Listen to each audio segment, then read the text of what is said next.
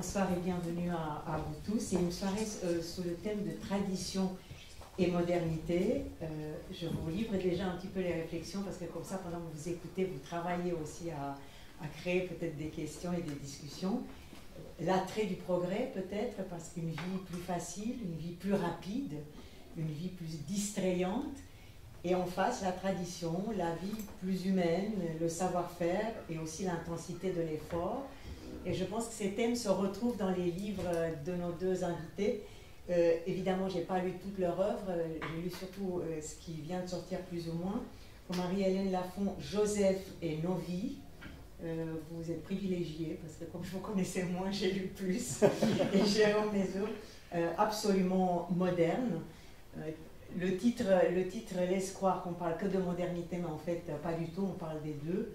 Des styles très très différents, un style très travaillé, très littéraire pour Madame Lafont, et un style un peu plus chronique, plus journalistique, plus moderne, plus style peut-être un peu internet, comme on écrit maintenant de façon rapide, mais aussi avec d'autres textes extrêmement travaillés. Hein. C'est ça qui est étonnant dans ce livre, c'est cette juxtaposition entre deux manières d'écrire, et qui font vraiment contraste. Si on faisait un tableau de vos œuvres, ça ferait vraiment les couleurs tout d'un coup qui cassent l'harmonie, les petites chroniques. Mais on va assez vite entrer dans le texte.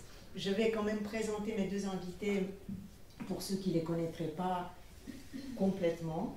Donc Marie-Hélène Lafont, vous êtes née dans le Cantal, vous avez grandi dans une ferme à 1500 mètres. 1000 mètres, donc un peu montagneux, montagnard, dans un milieu rural, de paysans, on va dire. Et c'est quelque chose qui vous a inspiré, qui vous a marqué. En deux mots, si vous devez définir cette enfance, qu'est-ce qu'elle a de particulier? Elle est insulaire. Elle a été vécue sur une île. Géographiquement et aussi culturellement. Et cette île est l'épicentre de toute mon écriture. Et donc, il y a un certain isolement. Et donc, une intensité. Pour ne pas dire un isolement certain. Oui, alors... Un microcosme. Cela confère-t-il de l'intensité? La question mérite d'être posée. Mais en tout cas, j'en ai eu très tôt pour de diverses raisons, le sentiment et la sensation de cette insularité, la conscience très tôt, et je suis certaine qu'elle a été décisive dans l'entrée en écriture, même si l'entrée en écriture ensuite a été très tardive chez moi. Mais on va en reparler tout à l'heure pour les deux. Et donc, le monde rural, qu'est-ce qui vous a, comment vous l'avez vécu et qu'est-ce qui vous a donné? Alors, monde rural et monde paysan, ça n'est pas la même chose. Hein, c'est-à-dire que je suis née dans une famille de paysans et mes parents et mon frère surtout ont été paysans jusqu'au 31 décembre 2018. Donc, il y a là un plein pied sociologique qui est très important.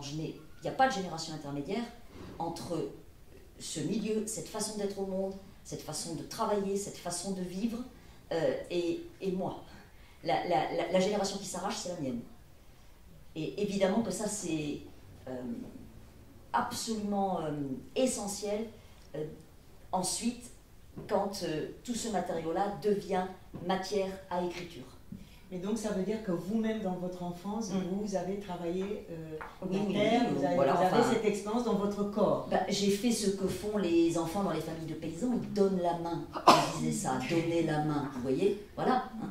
Donc en effet, il y a quelque chose qui passe par le corps, vous avez tout à fait raison de le souligner, et il y a aussi un rapport au pays, au paysage, au sens où j'appelle paysage le corps du pays, qui ne serait pas du tout le même si j'avais passé d'aimables vacances d'enfance chez mes grands-parents. Par exemple, vous voyez, au paysage, au corps des bêtes, au corps des maisons, au corps des gens même. Donc c'est absolument fondateur, c'est un foudroiement d'origine qui continue d'habiter, c'est pour toujours. Et vous quittez cette île pour aller étudier. Oui. Et ça m'intéresse comment cette décision a été prise dans ce milieu. Comment on vous a encouragé à faire ça? Ça, c'est l'école. Enfin, vous étiez bonne à l'école. J'apprenais bien. C'est en partie une détermination physique. Je ne vous ferai pas la démonstration, mais j'ai un immense front bombé qui m'a valu bien des moqueries quand j'étais enfant. Mais on pensait que puisque j'avais ce front-là, j'allais y loger avec rapidité toutes sortes de notions. Et quand je suis arrivée à l'école, j'ai aimé l'école m'a aimée, je ne l'ai jamais quittée, je suis professeure. Et c'est par l'école que ça s'est fait, si vous voulez, voilà. Et c'était sociologique aussi, quand on naissait enfant de paysan, dans les années 60-70, dans ce type de ferme, c'est-à-dire ferme de moyenne montagne, petite ferme familiale, il était évident qu'on ne pourrait pas vivre la vie qu'avaient vécue toutes les générations passées. Enfin ça, j'enfonce des portes ouvertes. Hein. Il était évident qu'il faudrait s'en aller. Et il y a une chanson de Jean Ferrat qui le dit très bien, La montagne. Voilà. Donc les filles, voilà, partaient. Et elles partaient comment? Le plus souvent, par l'école. Éventuellement, si elles avaient le front bombé, par les études. Voilà. C'est comme ça. C'était une fierté pour votre famille? Ça n'était pas une décision, c'était une détermination sociologique et historique. Deux, je ne suis pas certaine que c'était une fierté. Bon, je ne faisais honte à personne, hein, mais de notre côté, les parents et le milieu percevaient très bien, et c'est dit dans nombre de mes textes, que ce serait une séparation. Voilà, que quelque chose allait... le lien allait devoir se transformer définitivement, allait être mis à l'épreuve par cette partance et par ce déplacement. Et ça, on ne l'aurait pas dit évidemment, mais c'était évident. Voilà. Donc vous voyez, il faut nuancer la notion de fierté. Et toutes ces questions-là travaillent tous les textes de Jérôme Mézot que j'ai lus depuis le début. Il aura la parole aussi, mais je vais encore vous poser une question ensuite. Ne vous en faites pas, il aura la même question. Voilà. Dans certains articles, j'ai lu que vous disiez que vous étiez une transfuge sociale. J'ai beaucoup aimé ça, comme une réfugiée politique d'une classe à une autre. Qu'est-ce que vous voulez dire par cette très belle expression? Alors, je ne l'invente pas, hein, cette expression, bien entendu. Hein. Annie Ernaux l'a travaillé, l'a illustré dans sa vie, l'a travaillé dans l'écriture bien avant moi. C'est le sort commun, et c'est d'ailleurs une détermination, encore une fois, et un terme d'origine sociologique, c'est le lot commun de ceux qui, comme moi, sont allés inventer leur vie dans un lieu, et surtout dans un milieu qui n'était pas celui dans lequel ils avaient commencé d'être. Et évidemment, ça se complique, si je puis dire, quand cela se mêle d'en écrire. C'est-à-dire d'entrer dans l'écriture ou la peinture ou dans ce que vous voulez, mais dans un travail de création venant d'où ils viennent. Et ayant déjà accompli ce premier effort d'arrachement. Bon. Et je fais toujours rimer arrachement avec attachement. Bon. Ceci expliquant cela. Voilà. Il y a donc une mise en tension, évidemment. Il y a une mise en tension qu'on entend dans le mot transfuge, d'ailleurs. Hein, voilà. Et le propre du transfuge social, j'enfonce des portes ouvertes aussi, c'est de n'être définitivement plus de plein pied avec le milieu quitté, mais de ne l'être jamais non plus tout à fait avec le milieu d'adoption, et de toujours porter avec lui le soupçon de trahison. Voilà. Bon, ça fait partie du jeu. Vous écrivez le jeu comme vous voulez. Voilà. Et ça fait partie de mes tensions d'écriture. Bon. Et quand j'entends tension, j'entends aussi dynamique d'écriture. Voilà. Jérôme Mézot, vous sentez-vous aussi par rapport à l'endroit où vous êtes né, je vais le préciser, vous êtes né en Valais, autour de Vernaya, si j'ai bien lu, donc là où il y avait le chemin des diligences, jadis. Vous êtes aussi de la montagne, vous êtes aussi, d'une certaine façon, on pourrait dire une île, parce que le Valais est très spécifique par ses montagnes, par sa mentalité dont vous parlez souvent, et par le fait que c'est un endroit catholique par rapport à d'autres endroits qui sont protestants. Vous sentez-vous aussi un transfuge social ou géographique? Non, certainement, même si là où j'ai grandi, c'est un lieu qui est certainement moins isolé que la patrie de Marie-Hélène. C'était aussi 1000 C'est en plaine, plaine. plutôt, et c'est un lieu plutôt de passage, c'est-à-dire que c'est vraiment l'endroit où la plaine du Rhône est très étroite et où l'autoroute, le train passe. Donc c'est un lieu qui est fait plutôt pour partir, plutôt que pour s'isoler. Et, voilà. Et dans quel milieu avez-vous grandi? Alors là aussi, la différence peut-être par rapport à Marie-Hélène, c'est qu'il y a bien sûr eu le monde rural, le monde paysan avant, mais avec l'écart d'une génération. Mon grand-père était paysan et charretier, mais ma mère voilà, n'a pas pratiqué ce métier, etc. Donc moi, j'ai jamais connu la vie rurale, la vie paysan. D'ailleurs, j'en parle pas comme une expérience. Hein. Donc là, on a, je pense aussi, une distance sociologique qui fait que moi j'étais déjà un petit peu plus poussé à partir faire des études parce que c'était plutôt un milieu ouvrier du côté de mon père où les études étaient très valorisées. C'était aussi la période de démocratisation des études, il y avait la possibilité de le faire, il y avait un collège voisin qui était d'accès public. Mais cette mentalité du Valais que vous avez ressentie parfois peut-être comme un peu fermée, elle vous nourrit aussi parce que dans beaucoup, enfin dans pas mal de vos livres, on compare cette mentalité à une mentalité plus ouverte, à une mentalité plus tolérante. Disons, vous parlez du fait du catholicisme, du fait d'être un homme en Valais, de valeurs viriles, que peut-être vous vous êtes senti coincé là-dedans. Oui, un petit peu, mais c'est surtout mon terrain d'observation. C'est quoi être viril en Valais? Juste pour terminer, comme je n'écris pas, d'habitude, j'écris pas des romans d'imagination. J'ai vraiment besoin d'un terrain d'observation et c'est mon terrain. Je n'ai pas vraiment choisi dans le sens où c'est là que je suis né, c'est le bon terrain pour moi, mais ça aurait pu être ailleurs. Et puis pour la question de la virilité, il y a tout un livre que j'ai fait là-dessus qui s'appelle Faire le garçon, qui était surtout écrit pour raconter un petit peu le sentiment d'être à l'étroit dans sa peau de garçon, dans un milieu qui définit la virilité d'une manière extrêmement stricte, hein, qui assigne de manière extrêmement stricte à des comportements, à des attitudes. Mais quel comportement? Je suis très curieuse, ça devient historique.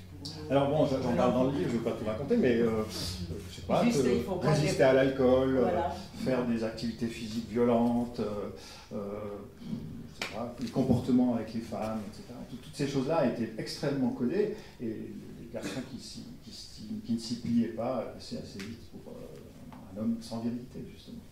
Je peux juste dire une chose, je conseille à ceux qui veulent avoir des lumières sur cette question, dans Absolument moderne, page 46-47, Les Grâces. Je le conseille vivement.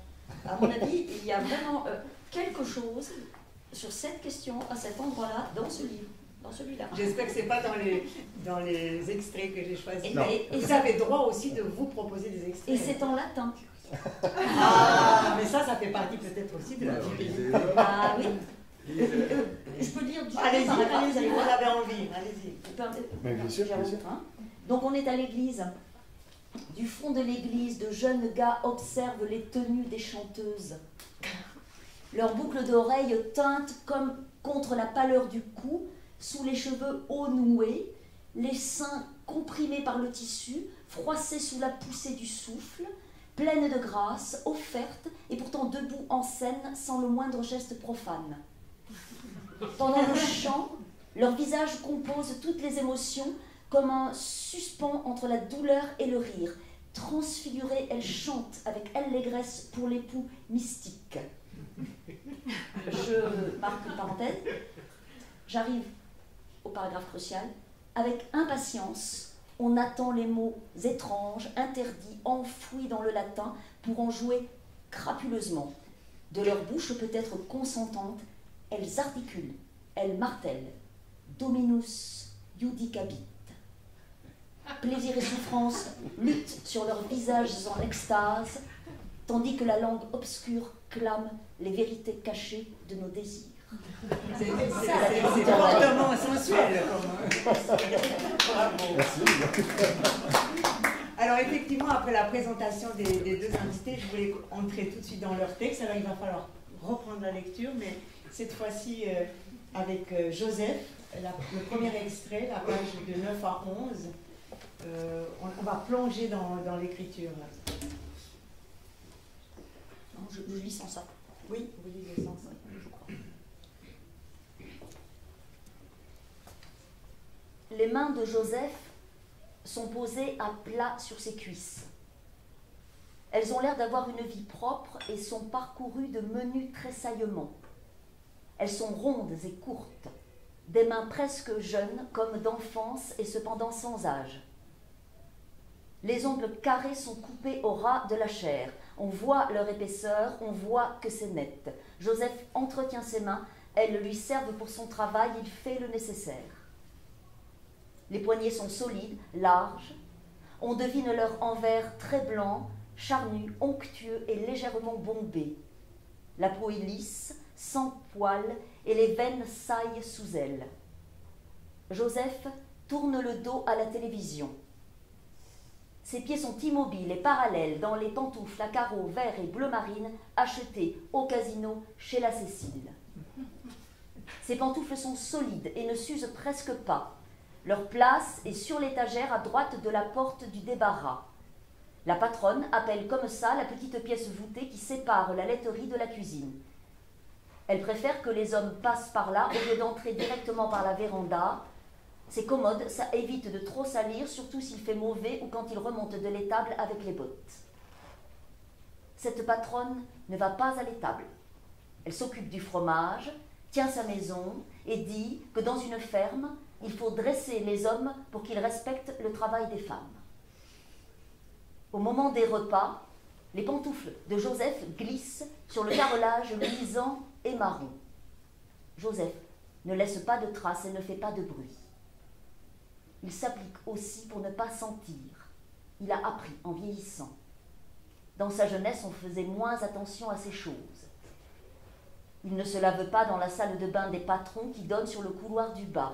On n'en a pas parlé quand il est entré dans cette ferme, mais il a compris qu'il devrait utiliser le lavabo du débarras ou celui de l'étable, qu'il préfère, parce qu'il sait à quel moment il sera tranquille pour la grande toilette, alors que dans le débarras, on dit aussi l'arrière-cave, il aurait toujours peur de se retrouver en slip, en chaussettes ou en maillot, ou même pire, devant la patronne, le patron ou le fils qui traversent et ne frappent pas avant d'entrer puisqu'ils sont chez eux.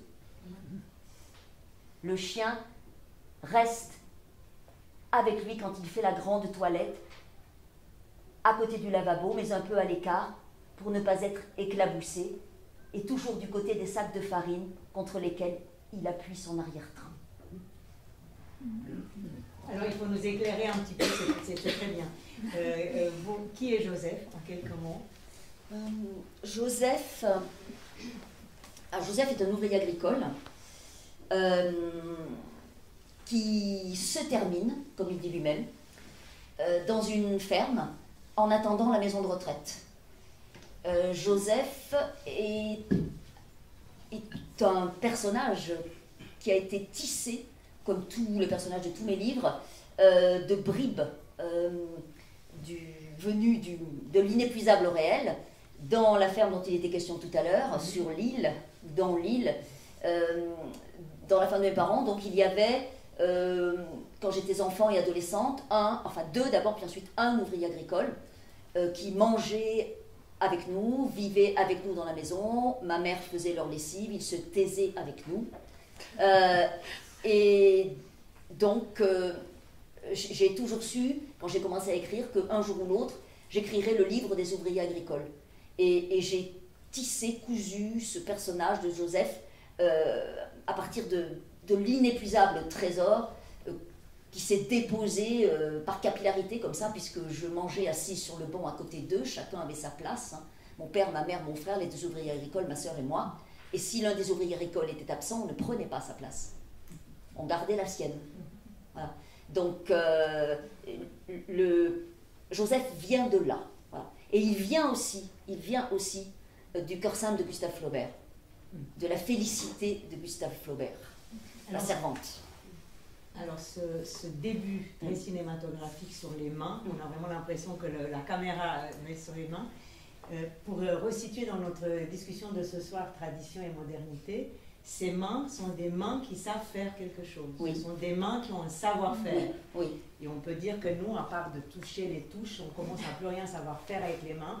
Et moi, j'ai trouvé que c'était très fort comme symbole du savoir-faire, de la tradition, mais qu'on est en train de perdre sans même s'en rendre compte.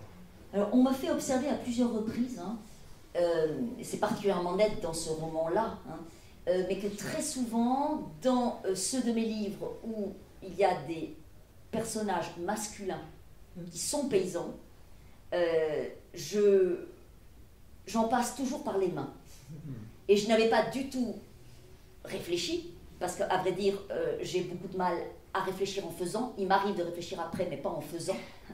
Mais je n'avais pas du tout pensé au fait que enfin, cette présence aiguë, intense, obsessionnelle un peu des mains, était bien entendu liée au fait que ces hommes-là travaillent de leurs mains et avec leurs mains, et qu'ils ont un savoir-faire qui justifie leur existence et qui leur fait place dans le monde. Bon. Alors, il se trouve que, justement, dans ce livre, Joseph et même son patron savent très bien que le monde dans lequel ils ont vécu et cette organisation-là et cette façon d'être au monde disparaîtront avec eux. Ils sont dans la conscience aiguë de cette mutation qui ressemble à une mort, mais qui n'est pas donnée comme telle. Puisque j'insiste beaucoup dans ce livre, donc j'ai toujours du mal à appeler mes livres des romans. Je préfère dire ce texte, parce que dans le texte, il y a l'étymologie de tisser. Voyez, bon. Et bien, dans ce texte, Joseph, donc, et son patron savent qu'ils finissent, mais la relève est prête. C'est-à-dire que le patron de Joseph a un fils que j'ai prénommé Victor. Je ne l'ai pas prénommé ainsi par hasard. Et le Victor en question le Victor en question prend la relève. Si ce n'est qu'il sait déjà, il a son plan d'action. Donc ça veut dire regrouper plusieurs fermes. Ça veut dire passer de 50 hectares à 100 ou 120. Et je ne l'invente pas, je l'observe. Voilà. Et ça veut dire aussi cesser la fabrication manuelle du sonnectaire fermier. Parce que ça implique d'employer un ouvrier et on travaille pour payer l'ouvrier. Ouais. Voilà. Vous voyez donc, en effet, ce matériau-là est très présent dans mes livres. Cependant, et j'insiste beaucoup là-dessus, et je pense que Jérôme aura des choses à dire là-dessus, je fuis la nostalgie du « c'était mieux avant ». C'est notre troisième thème ce soir. N'oubliez pas toutes les cartouches. Jérôme Mézot, vous aussi, j'ai fait une petite sélection, vous avez aussi un Joseph, qui est aussi dans le monde agricole. Regardez avec toute une autre façon de voir les choses. Donc nous sommes à la page 55, si vous avez perdu les petits devoirs que je vous ai donnés. Et jusqu'à la page 56. Alors il faut peut-être juste préciser que toutes les chroniques du livre sont séparées par des portraits d'anges, et ça c'est le 5e ange, qui s'appelle le cultivateur. Les rares sources dont je dispose pour ce portrait, 3 photos noir-blanc. Sur l'une, Joseph porte costume et chapeau, on voit son œil de verre. Quelques souvenirs racontés par ses enfants, un livret de famille et un cahier de comptes. Profession déclarée, charretier et cultivateur comme son père. Né en 1879, marié sur le tard, 1919, avec une femme du hameau voisin de 12 ans, sa cadette. 5 naissances de 1920 à 1934. L'épouse élève les enfants, tient les jardins, soigne le bétail. Sa principale richesse, le cheval Bijou, son confident qui transporte les bagages des touristes, tire le corbillard, revêtu d'un drap noir et d'une décoration de tête, et laboure les champs. Quand la bête meurt, empalée sur une herse, c'est un véritable drame affectif et financier. Joseph possède peu de terre, quelques petits morceaux ou portions autour du village où il fait du blé, des fruits et des pommes de terre. Il lutte en forêt contre des sapinières, il abat, débite, charrie branches et troncs des jours durant dans l'eau mouillée, leur arrachant sa réserve pour un long hiver. Salopette déchirée, dos courbé, muscles en feu, il survit dans un environnement ingrat qu'ignorent d'autres cultivateurs, les peuples d'Amazonie abrités sous la voûte verdâtre de la canopée qu'il sillonne à demi nu, le corps peint au roucou de motifs étranges, cueillant les fruits offerts et parfois soufflant une flèche au curare dans les fesses d'un singe hurleur. Délicieux repas en vue, arrosé à la bière de manioc. Mais dans la vallée ombreuse où vit Joseph, point de fruits donnés, point de forêt tiède. Sa famille est du clan radical qui mise sur le chemin de fer, le suffrage universel et la vie laïque. Le voilà président de commune, mêlé aux discussions politiques. Une photo le montre lors d'une séance du conseil, toujours son œil de verre. Il fréquente les cafés du chef-lieu, la petite agriculture se meurt, voilà les temps nouveaux, il est de ceux qui perdent. Les paysans servent toujours de réserve électorale à la bourgeoisie d'affaires qui se prépare à les sacrifier. On a peu d'argent, on troque des biens, on n'arrive plus à se suffire. La mémoire familiale évoque cette époque comme celle d'un malheur progressif, gluant, aveugle. Les enfants sont envoyés au travail salarié, le fils à la mine à 14 ans, une fille en magasin, l'autre en usine. Ils savent que personne ne prendra la suite du cultivateur, leur salaire est versé intégralement à la famille, seule source de revenus stables. En pleine guerre, Joseph tombe malade, des poumons. Il respire avec peine, ne peut plus cultiver ni conduire le char. Le carnet de compte consigne les sommes à débourser pour faire charruer la terre, couper le bois, tailler les arbres. Le docteur vient plusieurs fois à domicile sur sa moto, il leur donne des piqûres et des pommades. En vain. Le cultivateur passe ses journées devant la maison, le souffle court, les lèvres bleues. Ses proches osent à peine le regarder. Le 14 avril 1944, il meurt. Alors le style est très différent, vous l'aurez senti, il y a une distance chez vous. Vous dites un peu les mêmes choses, mais c'est moins dans les tripes, c'est plus une observation poétique. Alors pourquoi ce choix-là? Bon, certainement qu'il y a déjà une plus grande distance avec mon personnage, puisque c'est bien votre grand-père. C'est bien mon grand-père maternel, mais que je n'ai pas connu, pas du tout connu, donc sur lequel je n'ai quasiment rien. Et enfin, la seule source que j'ai sur lui et qui m'a permis d'essayer de le réinventer dans ces petits textes, c'est un cahier de contes qu'il avait tenu juste avant sa mort. Voilà, toutes les années de guerre. Et c'est vrai que le cahier de contes, pour les historiens par exemple, mais aussi pour un auteur, c'est extrêmement précieux. Parce qu'on voit toute la vie de la famille en détail. Hein, vous donnez d'ailleurs les contes à la fin. Voilà, le texte se termine par une liste de contes, y compris le coup de la messe d'enterrement et du curé. Donc on a vraiment on a une source très matérielle, extrêmement banale, on peut dire, un petit peu de la vie ordinaire, hein, acheter une plaque de beurre, quotidienne, mais en même temps qui me permet, en tout cas dans le texte, d'essayer d'imaginer, de reconstituer cette vie. Et vous avez aussi laissé entendre le progrès, c'est-à-dire qu'on est avec un personnage qui sent venir, qui subodore le progrès. Il fait le pas, comme ça, il s'arrête dans ce mouvement. Oui, c'est un peu un paradoxe parce qu'il était dans le camp du radical, progrès, en quelque sorte. Il était dans le parti laïque qui visait le progrès et le changement, mais il en a été finalement une des premières victimes, puisque le mode d'agriculture qu'il pratiquait et le fait qu'il n'était pas propriétaire de la plupart de ses terres l'a conduit assez rapidement, enfin, à la fin de sa vie, bon, il a été malade, mais l'a conduit à une difficulté terrible, quoi. Enfin, c'est la fin de l'exploitation, en fait. Et il représente ce moment de changement, mais qui ne commence pas encore, mais il y croit quand même. Il est attiré quelque part par ça. Je ne sais pas, mais en tout cas, d'après les actes les choses qu'il a laissées, il devait croire à ce progrès-là, sauf qu'il n'a pas passé directement par lui. Il l'a vu autour de lui, Alors, en observant un peu vos parcours, je cherchais les points communs et les points de différence. Alors, dans les points communs, on en a vu quelques-uns. Vous êtes né quand même en altitude, vous avez vécu en altitude. Est-ce que ça veut dire que ça vous donne comme ça une sorte de vision un peu plus de drone? Il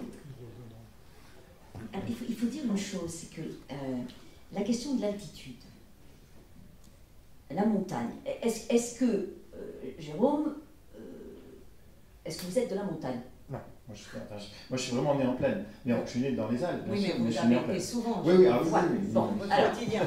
Voilà, et en fait, je crois que le fait d'avoir été l'un comme l'autre dans nos itinéraires, pour des raisons différentes, tôt mis en présence de ce que j'appelle, moi, d'une manière peut-être un peu, vous allez être un peu elliptique comme ça, mais j'appelle ça les choses vertes, moi. C'est-à-dire les saisons, le vent, la rivière, les fruits, les bêtes, etc.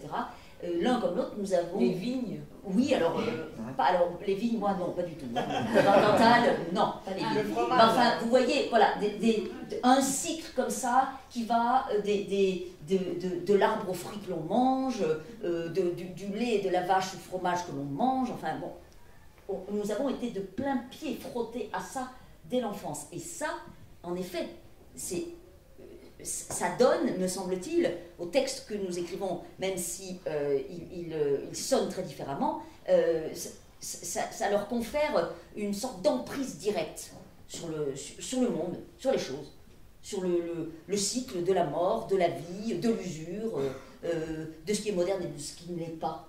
Moi, je dirais que, vous voyez, en ce qui me concerne, moi j'ai grandi en moyenne montagne, c'est de la montagne à vache, 1000 mètres, pour vous qui avez les Alpes, là, ça vous paraît dérisoire. Et c'est pas la montagne aiguë, c'est pas la montagne jeune et orgueilleuse, c'est pas la vôtre. Hein, c'est la montagne, la vieille montagne usée. Voilà. C'est pas du tout la même chose, c'est pas le même corps de pays. Hein. J'ai écrit ailleurs des choses là-dessus. Hein. Mais plus que ça, nous, je crois, ce qui palpite dans nos livres, c'est ce rapport direct à la matérialité du monde. Voilà. Et ça fonde une écriture. Alors justement, un autre point commun, c'est que vous avez commencé à écrire au-delà de 30 ans. Vous, je crois, c'était 35 ans 34. 34, et vous, 31 Oui, dans la trentaine. Dans la trentaine. Ouais. Alors on considère ça tard, moi je trouve ça assez tôt, parce que l'écriture est toujours un acte de certaine maturité. Mais alors, qu'est-ce qui fait que jusqu'à 30 ans, Marie-Hélène Lafont, vous vous êtes retenue? Oui, alors ça, pour le coup, je suis curieuse de la réponse de alors, Jérôme. Parce commençons par Jérôme. Oui, peut-être. Oui. Voilà. Oui, Alors, Jérôme. Moi qui espérais avoir le temps. Jérôme, comme ça. Vas-y. Oui, en fait, moi, j'ai toujours voulu écrire. Hein. J'ai contracté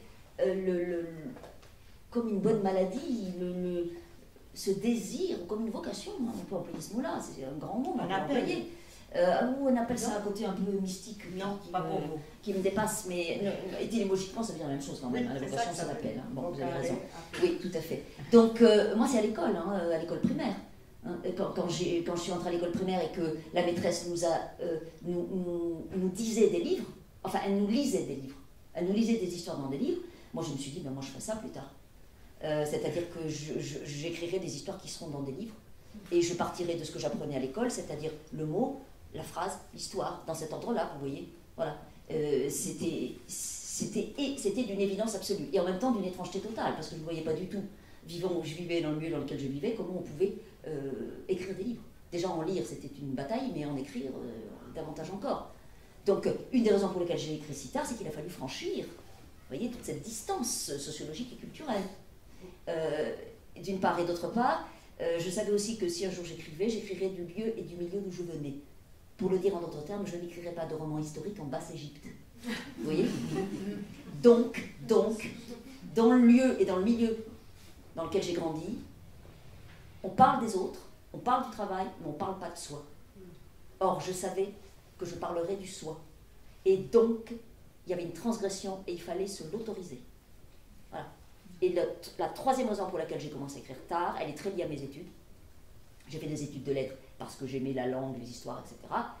Et évidemment, prenons l'exemple, hein, ne sortons pas de chez Flaubert, hein, la maison est bonne. Hein, je lis un corps simple et quand je suis en première année à l'université, et je me dis que tout a toujours déjà été fait en 30 pages et que c'est même pas la peine.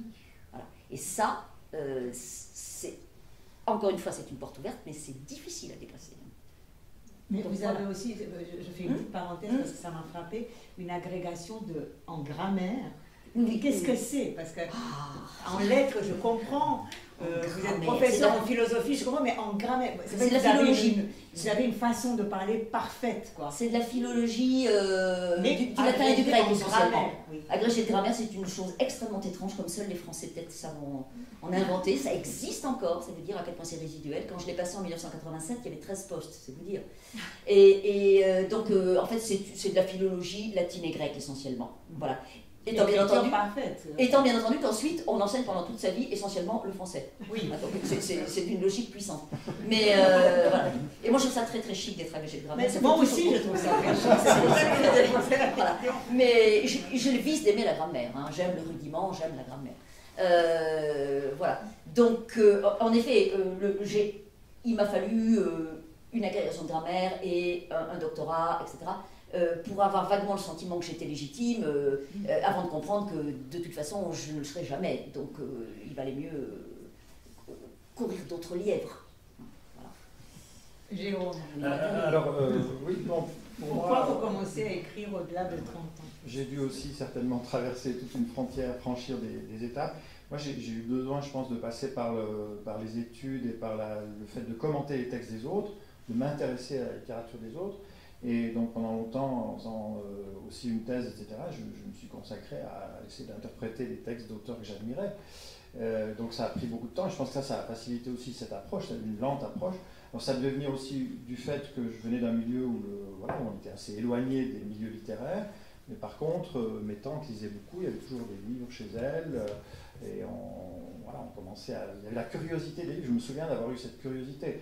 Mais je ne pensais pas du tout en termes de métier ou en termes d'être écrivain. Je pensais beaucoup plus tard, en rencontrant des écrivains vivants, c'est-à-dire, non mais autour de chez moi, enfin, des gens que je pouvais, comme Jean-Marc Levet par exemple, ou Maurice Chapard, des gens qui étaient des êtres concrets, mais qui en même temps faisaient ce travail-là, que je me suis dit qu'après tout, pourquoi je ne l'essaierais pas. Hein, vous vous êtes imaginé pouvant le faire, quoi. Ça devenait concret, c'était plus une statue, voilà. Mais à 14 ans, là, quand outre les séances à l'église, vous ne commencez pas des romans sur des cahiers de brouillon? Oui, mais comme beaucoup d'adolescents, des romans, des notes, des poèmes, mais c'était vraiment pas du tout dans l'optique. Enfin, je pense pas que j'avais l'idée de devenir écrivain. Non, j'avais pas de vocation, ça je peux le dire, vraiment. J'ai pas eu cette vocation. Tant mieux peut-être pour moi, parce que je trouve très exigeant ce terme de vocation, pourtant on peut tout à l'heure. Oui. Alors, assez parlé, on va lire un petit peu. Le deuxième extrait, c'est bon. dans Nos vies, Oui. c'est à vous, Ah. page 12-13. C'est totalement en écho à la séance de Dominus Ludicabit. Hein. Mais complètement. Totalement. Vous avez besoin de... Non, c'est bon. Je vais lire. Donc nous quittons Joseph et ses mains Nous sommes dans un autre livre. pour Gordana et ses seins. C'est ça. S-E-I-N-S. Donc Gordana est caissière au supermarché 98, Franprix 98 rue du Rendez-vous, Paris 12e arrondissement. Caisse 4.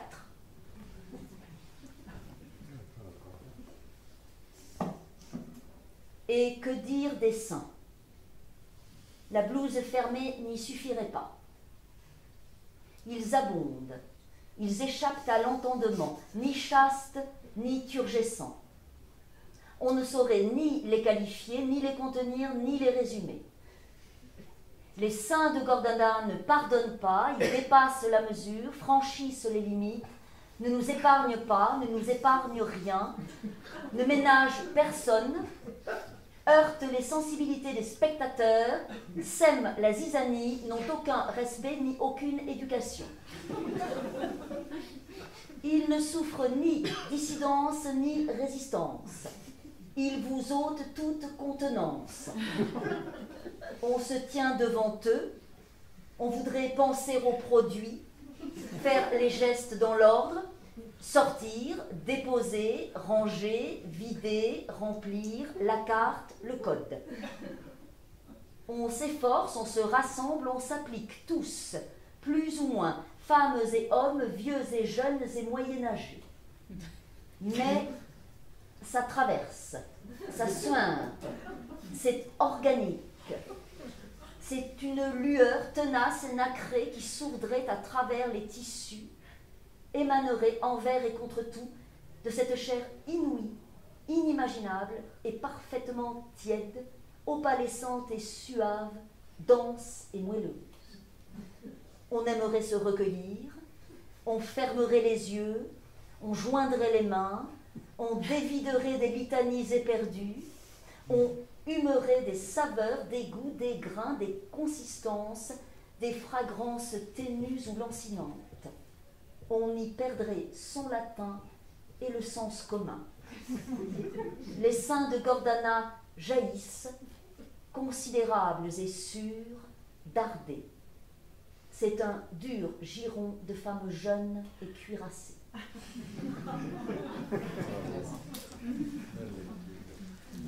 Alors, en 2 mots, qui est Gordana? Et qu'est-ce qui vous a inspiré ce personnage qui vient d'ailleurs, d'après le prénom, elle vient de l'Est, elle vient d'ex-Yougoslavie, selon moi. Donc Gordana, comme Joseph, fut personne avant d'être personnage, et elle m'a happée au Franprix, mon quartier, toujours l'inépuisable réel, qu'il soit rural ou citadin. Elle m'a happée au Franprix de mon quartier il y a longtemps.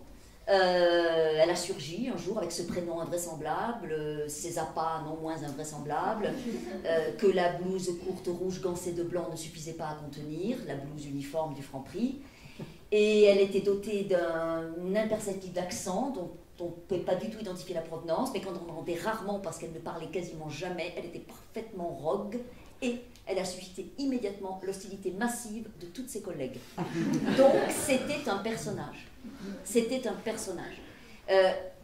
Depuis que j'ai commencé à écrire, mais même avant, hein, je suis toujours aux aguets, toujours en action de chasse. Et elle, la rencontrant dès la première fois, hein, tout de suite j'ai su que c'était un personnage. Et je dis volontiers que pendant les 2 années où je suis allée faire les courses et je suis passée avec elle en caisse 4, je me plaçais sous le robinet textuel. Mais jamais de questions, et jamais de notes non plus.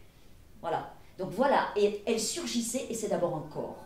Tous mes personnages sont d'abord des corps. Les mains de Joseph, et elle, ses seins qui sont accompagnés de cuisses efficaces. Et c'est tout. Voilà. Donc Gordana, c'est aussi un personnage où, à travers le corps et cette précision du corps, vous décrivez une psychologie. Oui, et une souffrance. Et une impossibilité à avoir une place. C'est le propre de... C'est la souffrance de tous mes personnages, hein, qu'ils soient rurins ou citadins. Voilà. Et en l'occurrence, elle, pour le coup, cette femme, hein, porte en elle voilà, le délitement des anciennes républiques socialistes de l'Est, voilà, hein, et voilà, ces vies saccagées, et aussi la dureté des temps, hein, d'où la cuirasse, voilà. Et c'est un personnage peut-être beaucoup plus explicitement politique, au sens où les livres de Jérôme sont beaucoup plus explicitement politiques que les miens. C'est un personnage plus explicitement politique que Joseph, par exemple. Voyez. Mais ce qui est intéressant pour notre thématique de ce soir, la tradition et modernité, c'est que autant les mains que les seins, c'est tout ce que la modernité ne peut pas nous prendre. Parce que ce sont 2 parties du corps extrêmement importantes. Les seins nourrissent les bébés quand même, et qu'on n'a pas encore les mains, on est en train de les remplacer quand même. Mais les mains et les seins, on les garde encore. Mais les seins de Gordana ne sont à aucun moment donnés comme des seins nourriciers, on est bien d'accord. Et pour moi, ils sont féliniens. Oui. C'est Fellini. Voilà. Quand j'ai vu cette femme, j'ai pensé à Fellini. C'est une apparition. Voilà. Bon. En même temps, évidemment, quand on est de culture catholique, comme c'est mon cas, j'ai été élevée dans la religion catholique, évidemment que vous avez aussi... voilà, Marie donne le sein, hein, on est bien d'accord.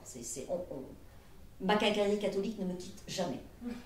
Toujours elle résurge. Et elle est là aussi derrière Gordana, évidemment.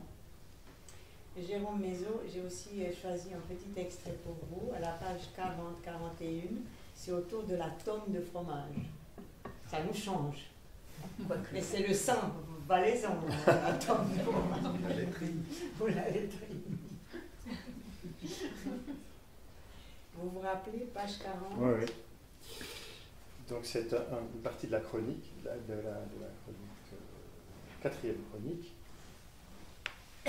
Tout le monde se fie au cliché de Victor Hugo. Le Suisse traite sa vache et vit paisiblement. Eh bien non. Sous ses dehors débonnaires, la vache est bel et bien permis le premier stade machinique. Je résume. Ce pays, pauvre en matières premières, présente tout au plus des éboulis et des gazons, ça et là quelques forêts, des trous de neige, de glace, inutilisables. Aucune autre richesse. Alors comment faire si on ne se résigne pas à la pauvreté? trouver le truchement. C'est là que la vache se fait providentielle, ce subtil organisme capable de métamorphoser l'herbe et l'eau en lait, en viande, en cuir. Tout en ne faisant presque rien, en apparence, la vache génère des biens avec régularité. La vache. Les paysans ont vite compris ce potentiel. Ils se munirent de ces machines vivantes par milliers. Les femmes aussi étaient échangées, négociées, traitées comme des moules à gosses. On ne le disait pas, mais les actes parlaient d'eux-mêmes. Le lait se démultipliait en fromage, beurre et sérac, aux meules dorées témoins du génie de la conservation. Ils ont donné la forme de monnaie géante. On exporte les précieuses pièces à dos de filet, elles remontent la vallée, passent le col de Jaman, descendent vers le Léman. Par bateau, elles traversent le lac, puis suivent le Rhône vers la France. Le pays voisin en réclame, leur roi en raffole. Contre les meules rondes, les pièces d'or. L'art de faire avec peu, à partir de rien, multiplier les tomes. C'est pourquoi mille expressions marient ici l'art, laitier et l'argent. Désolé, c'est une soirée réservée au gratin. Mes économies ont fondu, j'ai fini le mois raclette. C'est une vraie râpe. Allez, meule pas, je vais te rembourser. Ce truc, c'est ma vache à lait. Voilà, c'est humoristique. Là, on a vraiment le ton de votre style très enjoué. Mais c'est une histoire du Valais, c'est une histoire de la Suisse. Et ce que j'ai vu, moi, à travers votre petit récit, c'est ce peuple petit, pas très fameux, mais très malin, très intelligent, qui arrive à se faufiler partout et se rendre indispensable, ce qui est un peu l'histoire encore aujourd'hui, à un autre niveau. Oui, je précise juste le contexte, parce que je l'ai lu hors contexte. C'est donc le chroniqueur qui s'appelle Jérôme Fracasse, qui est quelqu'un que je connais assez bien, qui raconte cette histoire et qui a il s'est fait une théorie sur le capitalisme suisse un peu étrange. Et justement, cette théorie, il l'a découverte dans Astérix en Helvétie. C'est le lien entre le fromage et la monnaie. Et donc il la développe avec beaucoup de sérieux et en même temps avec beaucoup de drôlerie, enfin, pour moi qui suis un peu derrière. Il y a une magie, on ne sait pas comment les choses fonctionnent. Qu'est-ce qui fait que tout d'un coup, ce fromage qui a une forme de monnaie devient de la monnaie, on ne sait pas. C'est un peu le grand mystère du décollage capitaliste suisse. La Suisse était extrêmement pauvre jusqu'aux années 1880-1890. Maintenant, elle est extrêmement riche. Alors, soit on a inventé une matière première, soit il y a eu un miracle quelque part. Enfin, voilà, les historiens ont une idée sur ce qui s'est passé. Mon personnage le dit de manière un petit peu métaphorique. Voilà. Est-ce que je peux verser une pièce au dossier? Autour du mot pièce, justement, parce que moi j'ai frémi quand j'ai lu ça. Et je frémis davantage encore, parce que je ne sais pas si ça a présidé au développement capitalistique de la Suisse, mais ça n'a pas présidé au développement capitalistique du Cantal. Or, ça va être très rapide. Le Cantal, donc le département du Massif central d'où je viens, produit du fromage.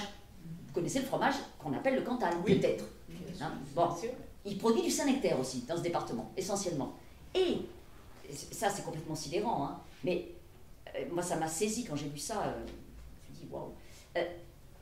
Mes parents, donc, de l'année de ma naissance jusqu'en 1962, jusqu'en 2008, ont fabriqué du Saint-Nectaire fermier, du fromage. Alors là, on ne parle pas de pièces, vous voyez, le Saint-Nectaire c'est petit.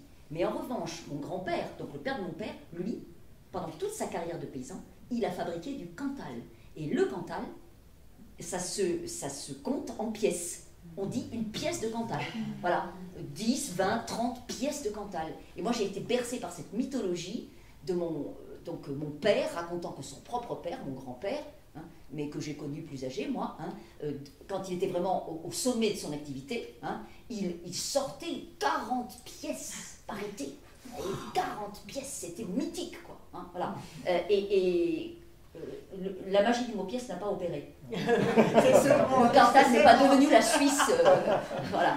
Mais c'est le premier département de France pour l'estive des bêtes à cornes. Ce que vous appelez, vous, les alpages. Alors, j'ai un peu passé en revue vos parcours sur les points communs. Sur les points de différence, il y a une chose que j'ai pu percevoir, une différence que vous avez dans votre rapport à vos origines. Le rapport est différent. Il est là, ses origines ont des points communs, mais le rapport est différent. Vous, Marie-Hélène, c'est un rapport viscéral qui se transmet dans votre style, qui est presque un hommage. C'est-à-dire c'est un style précis, classique, maîtrisé, pour rendre honneur à ce monde qui se perd et qui en même temps n'est pas à prendre à la légère, je veux dire. J'ai l'impression que vous avez un rapport plus viscéral et presque plus tragique à vos origines. Alors, j'ai un rapport direct déjà. Il n'y a pas la génération intermédiaire. Hein. Ça, Jérôme l'a souligné tout à l'heure, je l'ai dit aussi, c'est fondamental. Ça, j'en suis absolument persuadée. Ça donne un caractère beaucoup plus cru, de toute façon, aux choses. Premièrement. Deuxièmement, je suis venue très tardivement à la chose politique. Et donc, j'ai sur la trajectoire qui est la mienne, une trajectoire encore une fois très partagée, très générationnelle, de transfuge social, un regard beaucoup moins explicitement politique et sociologique, voire Bourdieu, on est d'accord, que c'est pas la peine que j'essaie de dire vous, de toute façon ça marche pas, on se connaît toute notre vie, hein, que toi. Donc, hein, beaucoup moins, beaucoup moins élaboré de ce point de vue-là. Ça c'est absolument évident et ça se s'entend et ça se sent et ça se voit dans les livres. Voilà. Et je souscrirais assez à cet adjectif que vous venez d'employer. C'est-à-dire, ça viscéral. Pour moi, ça sent les entrailles de la Vierge Marie, je me méfie du viscéral. Vous voyez, viscéral. Mais j'aime beaucoup, en revanche, tragique. Tragique. Oui, ça c'est intense évident. Aussi. Intense. Oui, mais je crois que la tragédie, ça implique l'intensité. Vous voyez, hein. Donc, oui, alors, tragique est un mot qui me va bien parce qu'il permet de garder la face. Voilà. C'est noble. Bon. Et il y a en effet, dans mon geste d'écriture, une volonté d'inscrire et d'écrire, je dis toujours que ça appartient à la même famille, une trace, hein, de ce monde qui m'a toujours déjà été donné comme finissant. Hein, mais qui, je le dis volontiers, à force de ne pas finir de finir, ne finit pas tout à fait. Il y a quelque chose qui continue, vous voyez, et qui s'inscrit, qui continue. Je le vois, hein, j'en suis le témoin aussi. Et je cherche une forme pour le dire. La même question, le rapport aux origines, qui semble plus ironique parfois, mais en même temps très, très intense, puisque vous ne les lâchez pas, ces origines. Donc elles sont toujours là. Ouais, sauf que le rapport est différent. Il y a une autre tension, je pense qu'elle n'est peut-être pas tragique sur le même modèle, c'est une tension, c'est quelque chose de non réconcilié, je ne sais pas comment dire, j'ai un rapport conflictuel avec cette origine, avec ce lieu, mais certainement c'était déjà inscrit dans l'histoire de la famille, puisque mon père, mon grand-père étaient des militants syndicaux, socialistes, qui étaient des minoritaires, qui ont fait l'expérience vraiment assez douloureuse d'être des minoritaires dans des villages à dominante très catholique, etc. Donc très tôt dans l'enfance, je me souviens d'avoir senti qu'on était différents, et différents d'une manière pas très agréable d'ailleurs. J'ai pas subi de, je peux pas me plaindre de quoi que ce soit, mais je me souviens très bien d'avoir senti cela à travers, ça pouvait être des colibets ou des situations dans lesquelles on voyait très bien notre expérience de minoritaire. Et donc le fait d'être politisé était quelque chose qui était tout de suite présent. À table, Jacques Chirac est mort, à table on parlait énormément de Chirac, Giscard d'Estaing, etc. C'était, pour moi quand j'étais gamin, c'était des personnages tout à fait concrets. Alors on en disait les pires choses, hein, évidemment, mais au moins on en entendait parler. Et très vite c'est venu comme ça une sorte de conscience politique. Voilà. Tandis que mes parents votaient aveuglément Chirac, Giscard d'Estaing, Chirac. Et qu'on en parlait le moins possible. Parce que c'était même pas à mettre en discussion. La seule occurrence politique dont je me souviens, enfin c'est ma sœur qui s'en souvient parce que moi je m'en souviens pas, mai 68, donc mes parents ont déjà la télévision, donc ils sont dans la ferme et ils voient les émeutes à Paris et les voitures qui brûlent. Et ma sœur, qui est devenue professeure d'histoire-géographie depuis, entend le mot communiste à la télévision, mais elle ne comprend pas, elle ne sait pas ce que ça veut dire. Et moi, je ne me souviens pas. Hein. Elle demande à mon père ce que ça veut dire. Communiste. Mon père réfléchit et il dit, les communistes, c'est ceux qui prennent la propriété. Panique à bord. Parce qu'on voit déjà arriver les communistes, ils vont nous mettre en dehors de l'île, de la ferme. Vous voyez? Donc, toute une éducation politique. Voilà. Alors on va un troisième extrait peut-être suite à cette discussion et ce rapport aux origines. Marie-Hélène, si vous voulez bien, c'est la page 39 dans Nos vies. Ah ben oui, justement. Jusqu'à 41, c'est on a droit à rien et ça finit donc avec je pense à toi, rien ne m'empêche, je ne t'oublie pas. Là, c'est dans le vif du sujet, hein, vous allez voir. Donc celle qui dit je, là, c'est la narratrice, la femme qui regarde Gordana et qui passe avec elle en caisse 4. Jeanne Santoire, née fille d'épicier dans l'Allier et à la retraite, comptable de son état, à la retraite. On n'a droit à rien. Mon père le disait les soirs devant la télé quand on montrait des images de manifestations, de gens qui revendiquaient des choses dans des villes, en France ou ailleurs, avec des panneaux, des calicots. Il répétait ce mot en avançant le menton. Je pensais à coquelicot. Il n'expliquait rien. On comprenait qu'il n'était pas d'accord avec ses salariés. Le mot sifflait entre ses dents. Il avait une boutique à tenir, lui, avec sa femme, en famille, seul, comme ses parents avant eux. Il s'agissait de faire rentrer de l'argent, pas de défiler en braillant. Mes frères se taisaient, ou, plus tard, sortaient sans avoir fini de manger. J'aidais ma mère à débarrasser les assiettes qu'elle garderait au chaud sur le coin de la cuisinière. Pour les garçons, ils se calmeraient, ils auraient faim. Elle les appelait les garçons, les trois, les jumeaux et Denis, qui étaient nés juste un an après eux, presque jour pour jour, quand elle n'avait pas encore 20 ans, et tenait déjà le magasin avec mon père, qui était un travailleur, mais ne pouvait pas faire face tout seul. J'aimais cette expression de ma mère, faire face, qu'elle utilisait pour tout, les petits imprévus et les gros, le travail, les aléas de santé. Elle avait fait face, avec ses 3 nourrissons et une belle-mère pas commode, à tout ce qu'il fallait apprendre dans un commerce d'épicerie. Elle n'a jamais eu d'autre mot que celui-là, pas commode, pour une grand-mère aigrotante que je n'ai pas connue. Elle venait de mourir quand je suis née, moi, 11 ans après mes frères, la surprise de la trentaine pour ma mère, le bâton de vieillesse pour mon père, qui avait déjà 40 ans et a choisi mon prénom, le deuxième prénom de sa mère, Jeanne. Un prénom de vieille. De grand-mère, justement. Diraient ensuite au pensionnat les autres filles qui s'appelaient Bernadette, Francine, Marie-Jo, Jocelyne, Agnès ou Elisabeth. Un prénom qui sépare. On n'a droit à rien. Ça m'est revenu, après le départ de Karim, ces remontées de l'enfance, comme les paroles d'une chanson inusable. Quoi que je fasse ou que je sois, rien ne t'efface, je pense à toi. C'est une chanson de Jean-Jacques Goldman. Oui.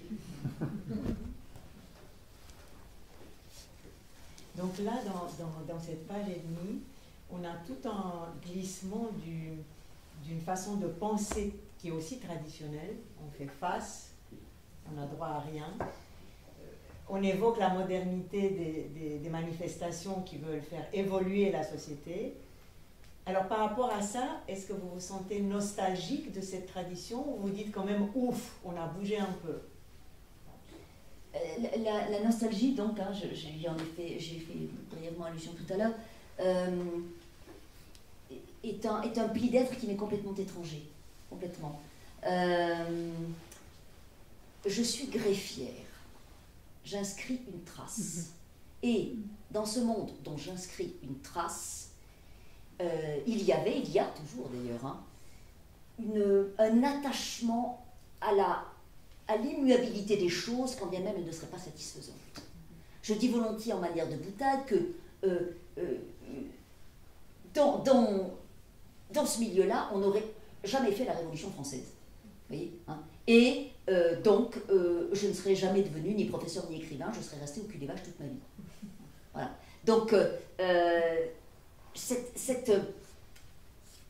immobilité immense, incontournable, féroce, qui procède, je crois, d'une angoisse et d'une peur terrible, je la connais par cœur, je l'ai flairée toute ma vie, et presque à mon corps, j'insiste bien, presque à mon corps défendant, elle est très présente en moi.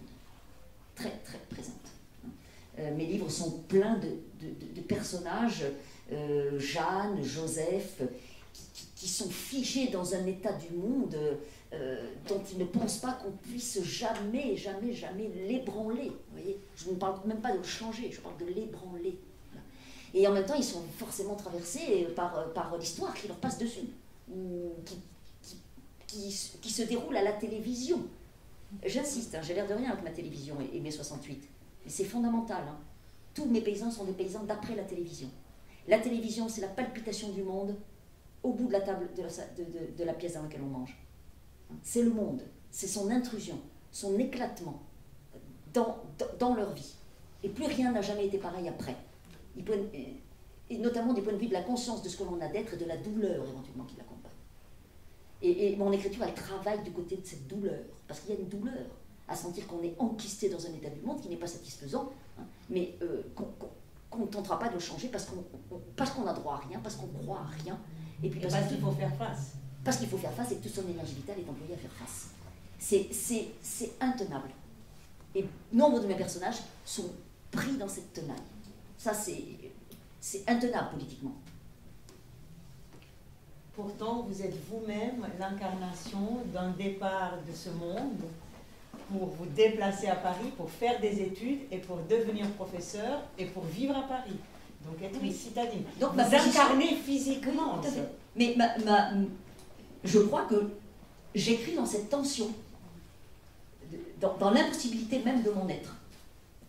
J'écris à cet endroit-là, dans ce vertige-là, dans cette plaie toujours ouverte et propre. Donc elle ne s'infecte pas, c'est que vous écrivez voilà, c'est bien. Ça. Je la tiens propre. L'écriture, c'est ça. C'est tenir la plaie propre.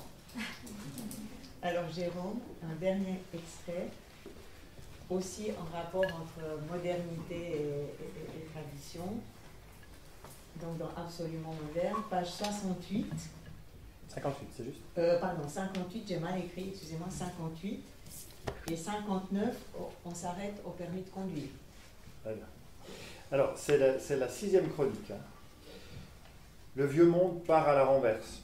Celui de la toilette à la fontaine, de l'étable jouxtant la chambre à coucher, de la terre battue.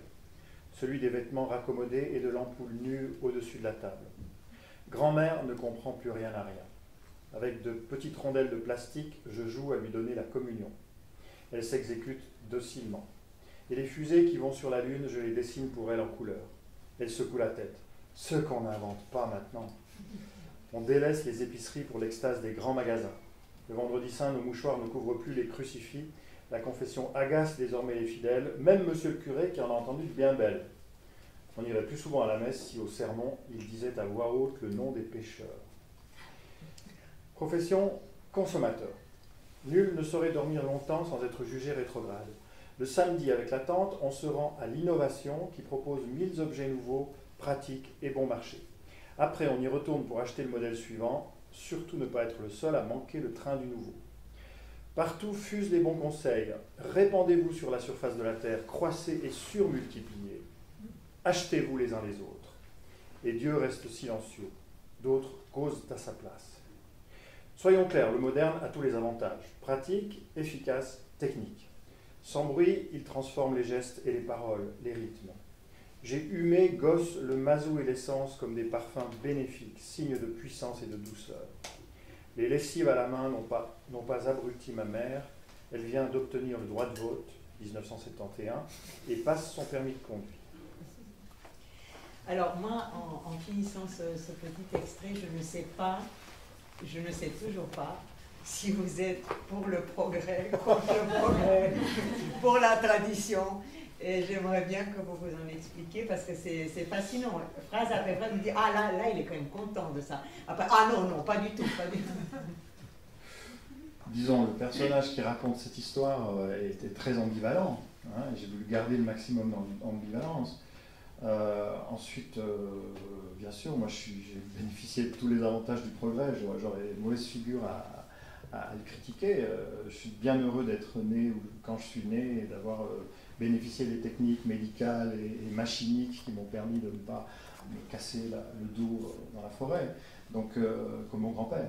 Donc j'ai absolument rien j'ai absolument rien contre ce type de progrès. S'il y a une ambivalence dans le livre, c'est pas à l'égard du progrès en général, c'est à l'égard de ce que certains en font dans certaines situations. C'est-à-dire lorsque, par exemple, le progrès technique est confisqué par des intérêts privés qui en font quelque chose qui n'est pas forcément dans l'utile, pour le bien de l'ensemble des citoyens. Hein.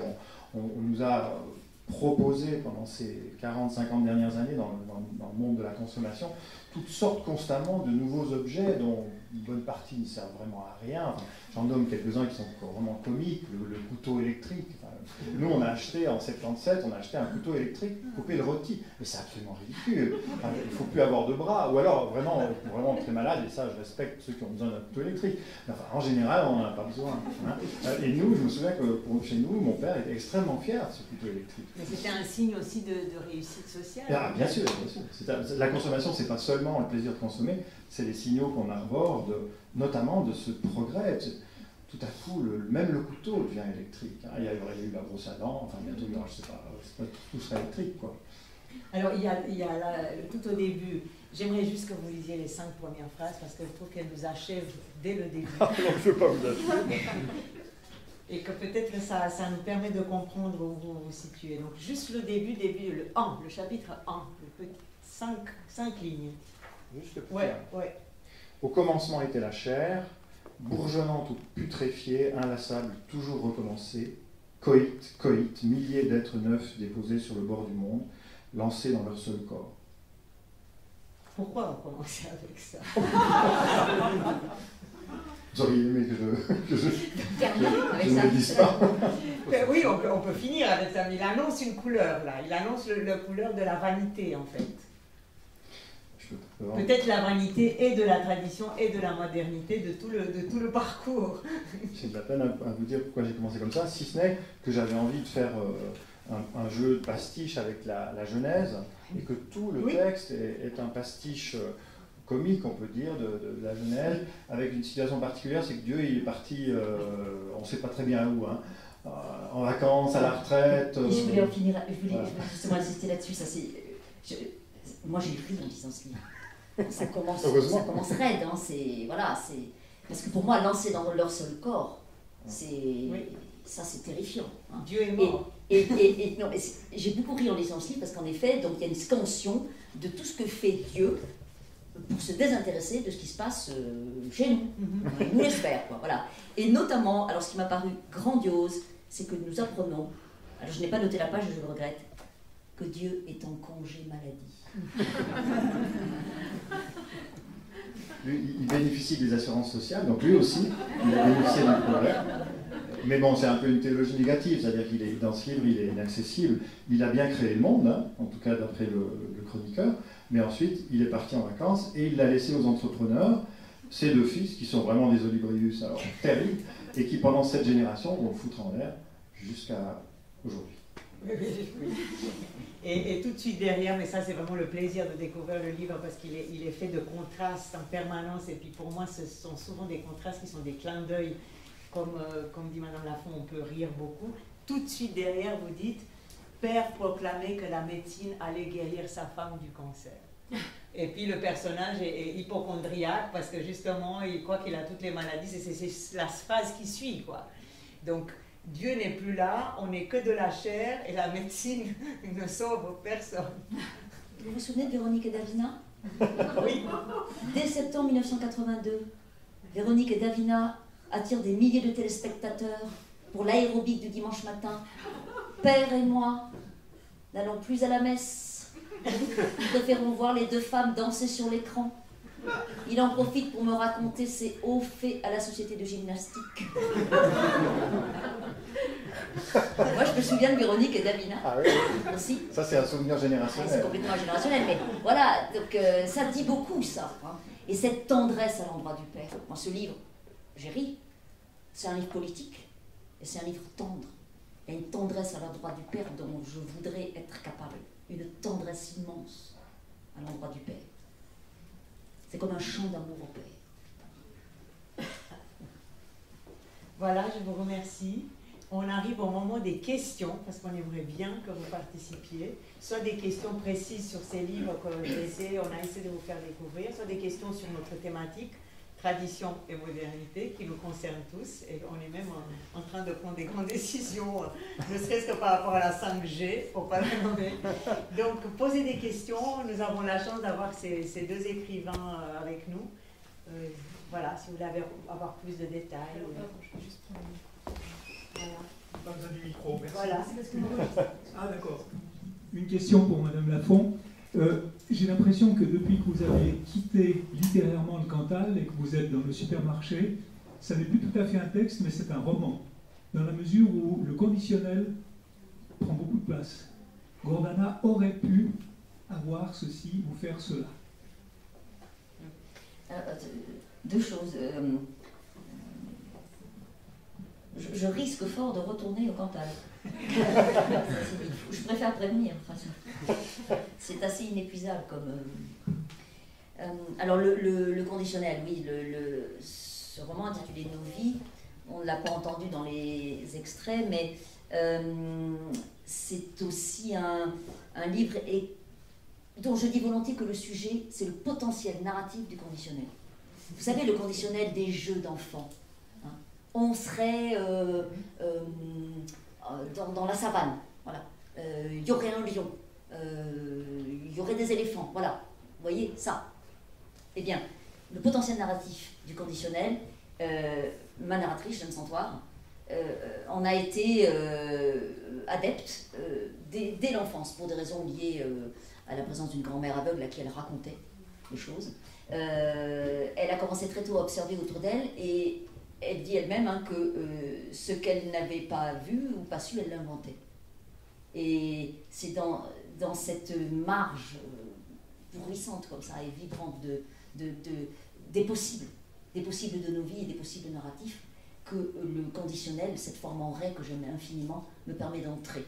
Je l'ai déjà utilisé dans d'autres livres, mais c'est vrai que dans celui-ci, j'essaie de pousser dans ces retranchements la puissance de cette forme, surtout que si vous la mettez au passé, c'est-à-dire au conditionnel passé, on aurait fait, on aurait dit, on aurait aimé, on aurait lu, on aurait vu, et vous avez là tous les possibles abolis qui se glissent dans le texte.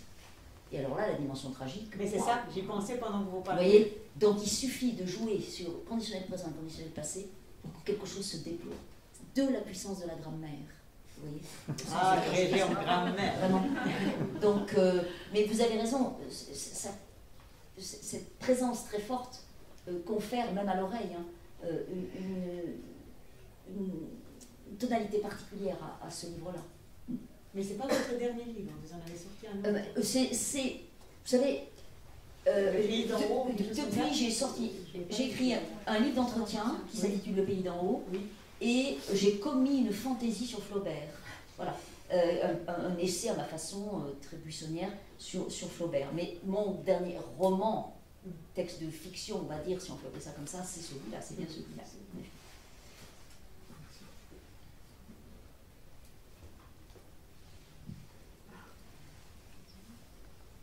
D'autres questions sur Absolument moderne, profitez parce qu'il a une vision tout à fait...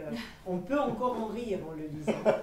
Je ne sais pas si ce sera le cas encore dans quelques années. Dans quelques jours, vous voulez dire non? Moi j'ai encore une question. Oui. Oui, merci. Explique-nous un peu la présence des anges. Parce que tu as parlé de Dieu, l'absence de Dieu, la modernité, mais les anges. Alors, dans la petite fable que je raconte, donc le Dieu qui part en vacances ou en congé maladie, ou alors en discothèque aussi, il y a plusieurs sortes. Et dans cette petite fable, c'est les entrepreneurs qui prennent le terrain, et j'avais envie d'imaginer quand même des personnages qui leur résistent. Et donc là, c'était les anges, donc je voulais pour chaque chronique faire un ange qui soit le symbole de cette résistance, mais qui est un ange sans aile, enfin c'est des êtres très ordinaires dont j'ai fait les portraits. Et là, on est vraiment dans ce que disait aussi Marie-Hélène tout à l'heure, c'est vraiment des portraits faits à partir de personnages que j'ai vus et observés et connus, etc.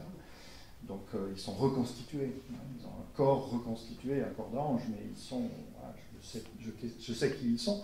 Et ils sont ces héros un peu discrets qui luttent contre les entrepreneurs, ou qui résistent à leur manière, même si elle est un peu ridicule. Voilà. Les anges n'ont pas de mains, ils ont des ailes, ils ne peuvent pas faire grand-chose avec les ailes. Donc il faut des résistants humains. Voilà.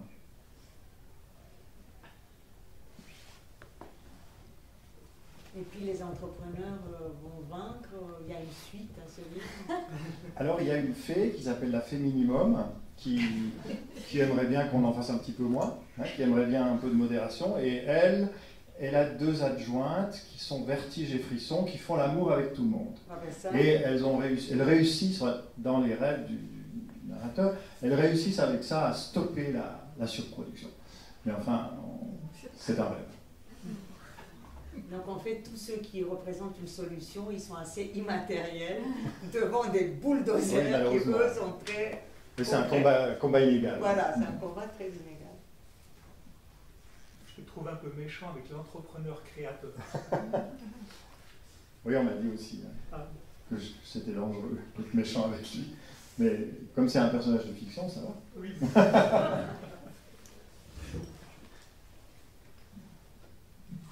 Qu'est-ce que vous auriez d'autres questions, vu que nous les avons un peu sous la main?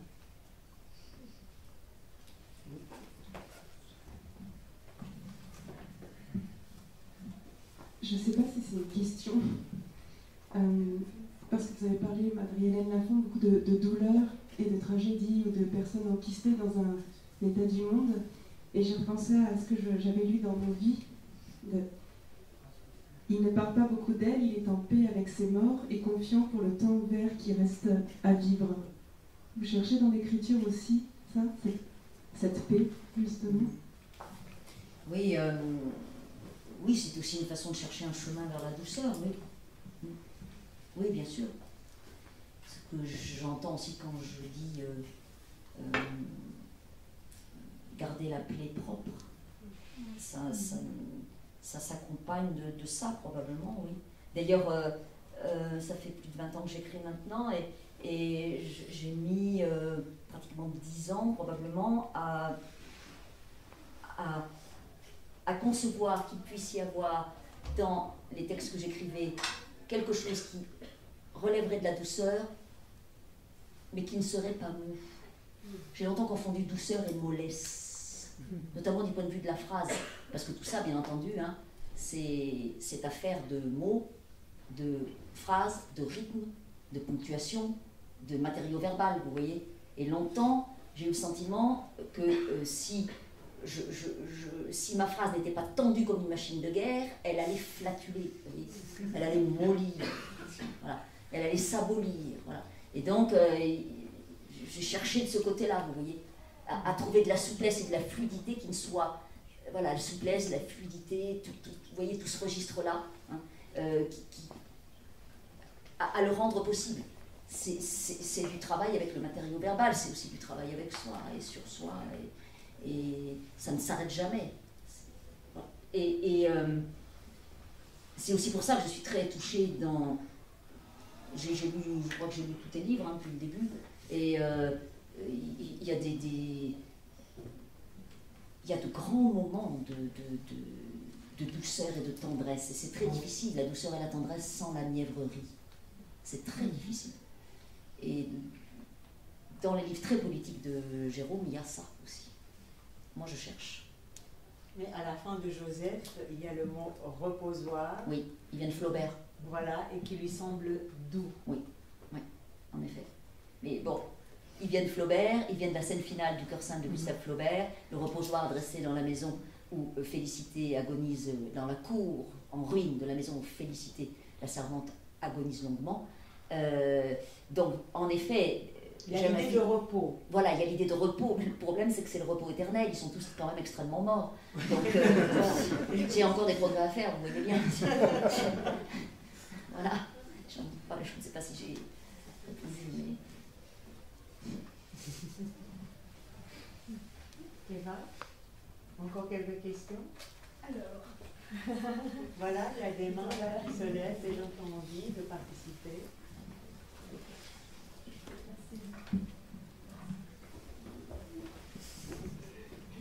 Monsieur Madame Lafont, compte tenu de la musicalité de vos phrases, quelle est la grandeur de votre gueuloir? Alors je lis à voix haute mes textes. Voilà, et quand j'ai commencé à écrire, je ne pratiquais cette lecture à voix haute que lorsque j'avais le sentiment que le texte entrait en phase ultime, que j'allais le lâcher. Et en fait, plus le temps passe, plus je commence à lire. Quand je suis au chantier d'écriture, je commence à lire à voix haute, à m'entendre et à entendre le texte tôt, en amont, voilà, plutôt que de le faire quasiment. Et alors le mot gueuloir vient de Flaubert évidemment, et j'ai une relation très personnelle. Il ne s'en offusquera pas avec le bon Gustave, mais le mot gueuloir ne me convient pas. D'abord, je n'ai pas son coffre, voilà, et je lis à voix haute, souvent debout et en marchant. Vous voyez, mais au fond, plus que le lieu où je le fais, ce qui compte, c'est l'instrument. Et l'instrument, c'est le corps. Le corps est un instrument de travail. Les mains de Joseph sont posées à plat sur ses cuisses, elles lui servent pour son travail. Mon corps me sert pour mon travail. Je travaille avec mon corps. Il faut que la phrase monte et qu'on l'érige dans l'air et éventuellement on a peut-être, en réitérant la chose, une petite chance de lui donner le ton juste, vous voyez, voilà, le rythme juste, le grain, comme on parle du grain d'une peau juste. Mais moi, j'ai pas d'autres moyens. Là aussi, je cherche. Mais c'est comme une danse, ça c'est une étreinte, c'est très jubilatoire. C'est plutôt du côté de, comment tu les appelles là, les deux là qui font l'amour avec tout le monde, comment ça s'appelle? Vertige et frisson. Voilà, voilà, c'est vertige et frisson, là, vous voyez, c'est pas du tout. Ça c'est orgiaque.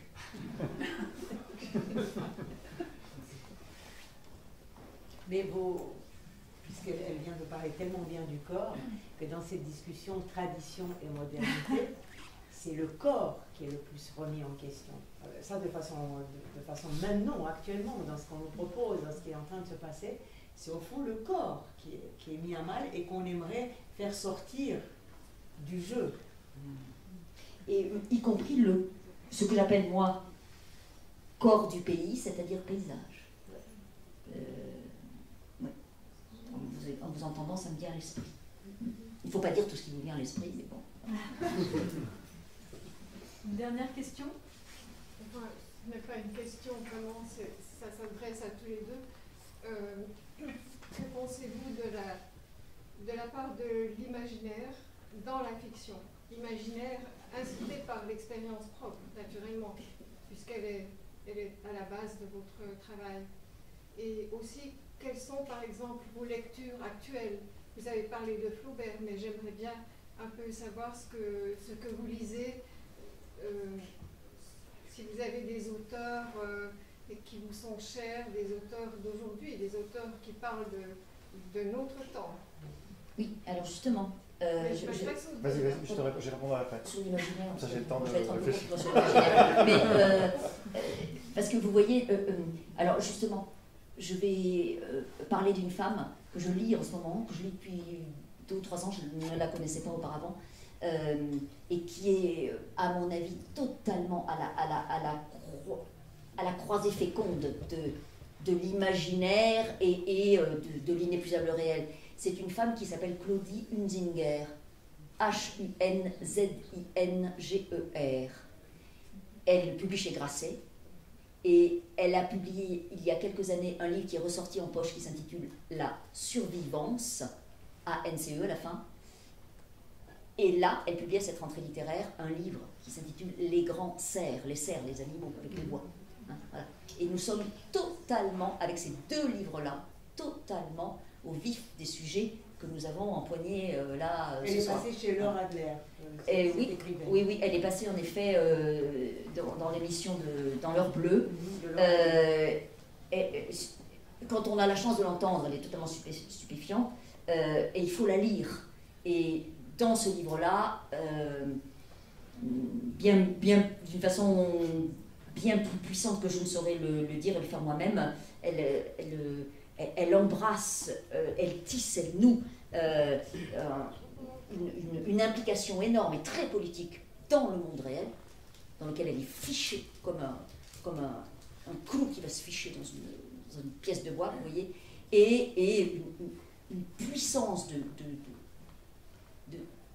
une pulsion de fiction qui est éblouissante, dans Les Grands Cerfs, mais déjà dans La Survivance, dans un autre registre. Moi, ça fait partie de mes grandes découvertes de ces 2-3 dernières années-là. Hein. Alors, je dis habituellement que pour moi, le vivier de mes lectures, hein, ce sont les auteurs publiés chez Verdier. Hein. Emmanuel Venet, Michel Julien, Feu, mon ami Mathieu Riboulet, enfin, pour moi, les grands prosateurs de la littérature française contemporaine, ils sont là, hein. Ils sont sous la petite couverture jaune, là, vous voyez. Ils ne sont pas chez Grassi en général. Hein. Mais Claudie Hunzinger, alors là... Pour moi, la question de l'imaginaire, elle est assez importante ces dernières années, parce que j'essaie d'aller un petit peu vers des formes de fiction, ce qui n'était pas du tout le cas au début, et je suis en train de découvrir le plaisir d'un dispositif dans lequel on peut se laisser aller à son imaginaire. Après, j'ai besoin de garder un petit cadre, voilà, parce que j'ai besoin de mon terrain, donc je lui donne ses formes, mais je découvre un petit peu le bonheur à se laisser aller à l'imaginaire, à des associations d'images, notamment que je ne faisais pas tellement avant. Et puis pour les lectures récentes, qu'on peut aussi recommander ou donner envie à d'autres de lire, moi j'aime beaucoup ce qu'a fait Jeanne Benhammer au début, les tout premiers livres, les Demeurés de Jeanne Benhammer, c'est vraiment un chef-d'œuvre absolu, c'est un tout petit livre. Et, voilà, je pense que ça c'est vraiment un livre qui restera. Et tout récemment, chez Verdier, par hasard, Anne Pauly, un livre qui s'appelle Avant que j'oublie, qui est le récit de la mort de son père, enfin les conséquences de la mort de son père, qui est vraiment fantastique. C'est le dernier livre que j'ai lu. Voilà. Alors, je crois que c'est un récit, mais on voit bien que c'est travaillé aussi par un imaginaire. Ce père devient un personnage étrange, etc. Voilà. Très tendre aussi ce livre, et très drôle, moi j'ai ri, et très politique, le livre d'Anne Pauly. Oui, mais Verdier, hein, ça, voilà. Et Emmanuel Venet, chez Verdier, marchez droit, tournez en rond. Vous n'enterrerez plus jamais votre grand-mère de la même façon. Quand vous aurez lu Marchez droit, tournez en rond. Petit livre, Emmanuel Venet, V-E-N-E-T, chez Verdier. Et Denise au Ventoux, chez Verdier. Michel Julien, 2-N-I-E-N. Denise, c'est un chien. Un immense merci à Jérôme Mézot, à Marie-Hélène Lafont,